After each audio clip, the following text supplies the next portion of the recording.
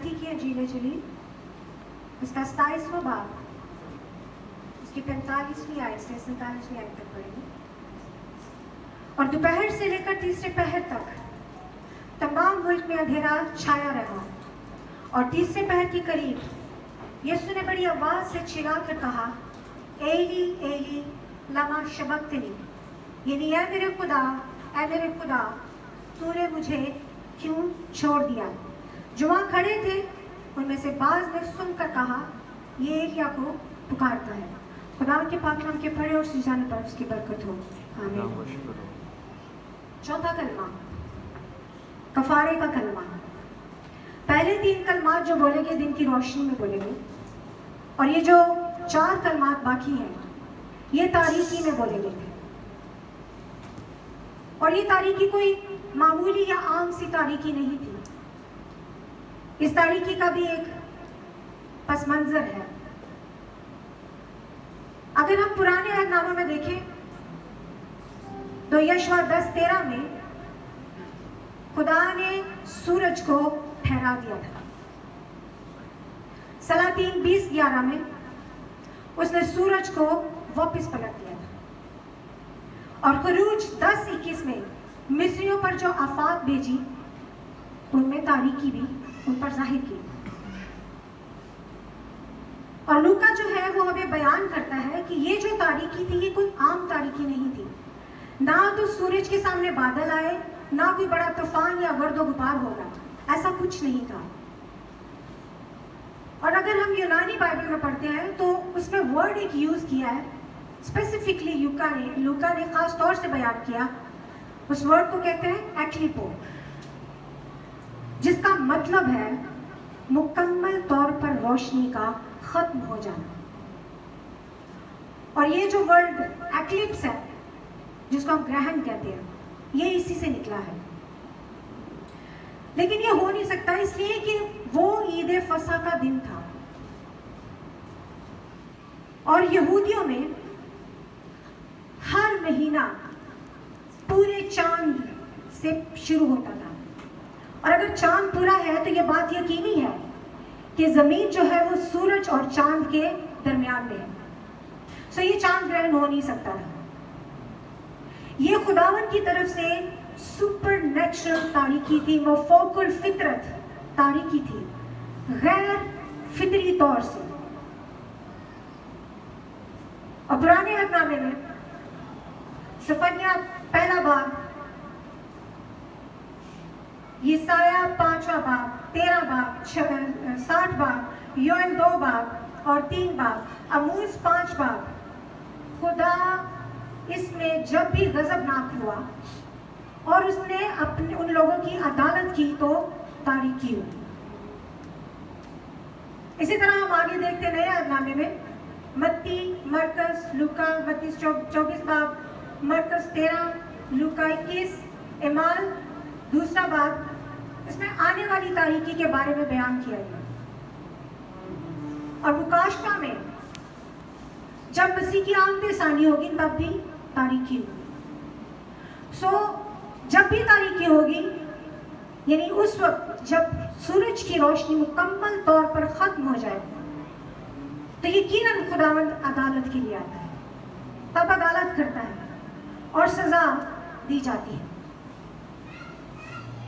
खुदा को जिस चीज से नफरत है वो है गुनाह, और यहां पर सलीब पर गुनाह की अदालत हो रही थी, सजा दी जा रही थी।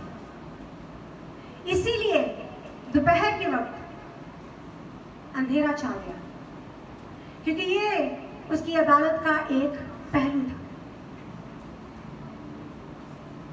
यीशु हमारे गुनाहों की सजा जो है वो सलीब पर उठा रहा था, उसका अपना कोई कसूर नहीं था, बेगुनाह था वो कहते हैं कि कौन है जो मुझ में गुनाह साबित करे।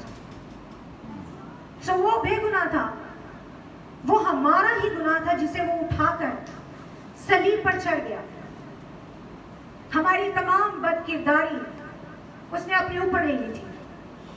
दूसरा ग्रंथी उसका 5वां बाब 21 आयत में देखें तो लिखा है कि जो गुनाह से वाकिफ ना था उसी को उसने हमारे वास्ते गुनाह ठहराया। سو صلیب پر اس وقت گناہ کی عدالت ہو رہی تھی. یسوع بڑی اچھی طرح سے جانتا تھا کہ یہ خداوند کا منصوبہ ہے، کیونکہ جب آدم اور حوا نے گناہ کیا تو آلریڈی خدا نے ایک منصوبہ تیار رکھا تھا بیک اپ کے لیے، اور وہ تھا کہ وہ اپنے بیٹے کو اس دنیا میں بھیجے گا تاکہ وہ اس جدائی کو جو ہمارے اور باپ کے درمیان آ گئی، اس خلا کو وہ اپنے لہو سے بھر دے. اور وہ اس کو جب بھیجتا تو اس کے بارے میں کہا گیا کہ وہ ازل سے ذبح کیا ہوا برا ہے. سو پرانے عہد نامے میں قربانی کے لیے برے کا استعمال ہوتا تھا، بے عیب برے کا. اور یوحنا یسوع کے بارے میں کہتا ہے دیکھو وہ خدا کا برا جو جہان کا گناہ اٹھا لیا جاتا ہے. ہم سب کا جتنے گناہ تھے سب مل ملا کے اس کے اوپر تھے. ہمارے بوجھ، ہماری مشقتیں، ہماری تکلیفیں، بیماریاں سب اس کے اوپر لادی ہوئی تھی. اور مزے کی بات یہ ہے کہ عید فصح کے دن جو برا قربان کیا جاتا تھا وہ 4 دن پہلے یروشلم میں لایا جاتا تھا، اور یسوع 4 دن پہلے یروشلم میں داخل ہوتے ہیں. وہ برا کے طور سے یروشلم میں داخل ہوتے ہیں تاکہ فصح کے دن قربان کیے جائیں. اور وہ جب صلیب پر تھا، کانٹوں کا تاج پہنا، کوڑے کھا چکا، جسمانی اذیت تھی، لان تان سن رہا تھا، وہ پاؤں میں ہاتھوں میں کیل تھے، اس کے خون جاری تھا اس کے پورے جسم سے.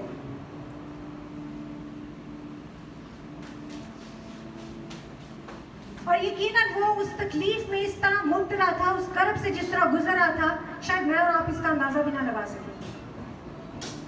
لیکن ہمیں اگر کوئی تھوڑی سی تکلیف ہوتی ہے، جلتا ہے، تو فوراً ہاتھ کھینچتے ہیں، پتہ چلتا ہے اس کی تکلیف محسوس ہوتی ہے. پر وہ پوری دنیا کا گناہ اٹھائے ہوئے صلیب پر تھا اور اتنی تکلیف میں سے گزر رہا تھا، جسمانی کرب میں سے. یسایہ 53 باب اس کی 3 اور 4 آیت ہے.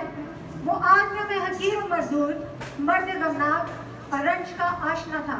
لوگ اس سے روپوش تھے، اس کی تحقیر کی گئی اور ہم نے اس کی کچھ قدر نہ جانی.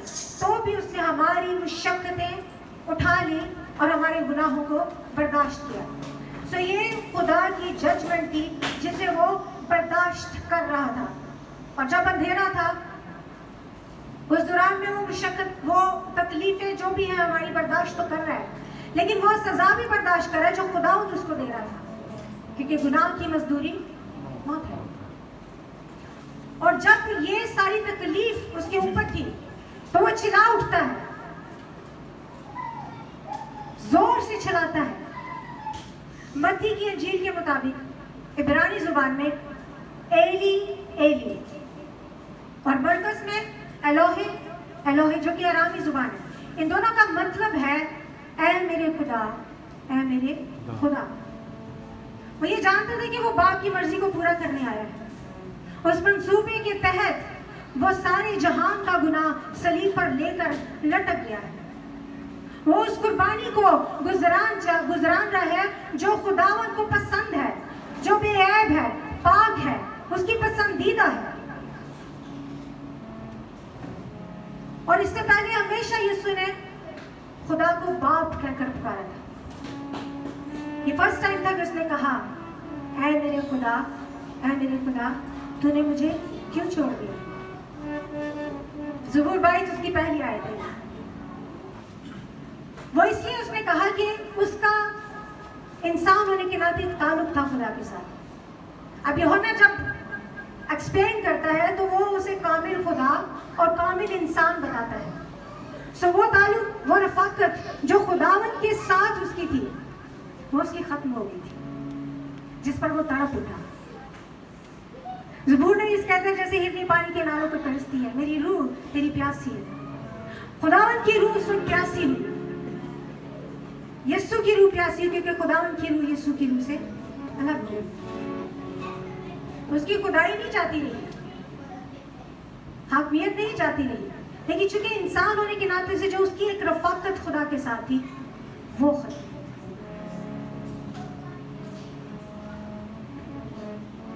وہ جانتا تھا یہ بات کہ خدا کو گناہ سے نفرت ہے، لیکن وہ یہ بھی جانتا ہے کہ وہ گنہگار سے پیار کرتا ہے، وہ اسے چھوڑتا نہیں ہے، وہ اس کے ساتھ رہتا ہے. حبقوق پہلا باب اس کی 13ویں آیت ہے، تیری آنکھیں ایسی پاک ہیں وہ بدی کو دیکھ نہیں سکتی. یہ بھی سچ ہے کہ وہ گناہ سے نفرت کرتا ہے، پر گنہگار سے اتنا ہی پیار کرتا ہے.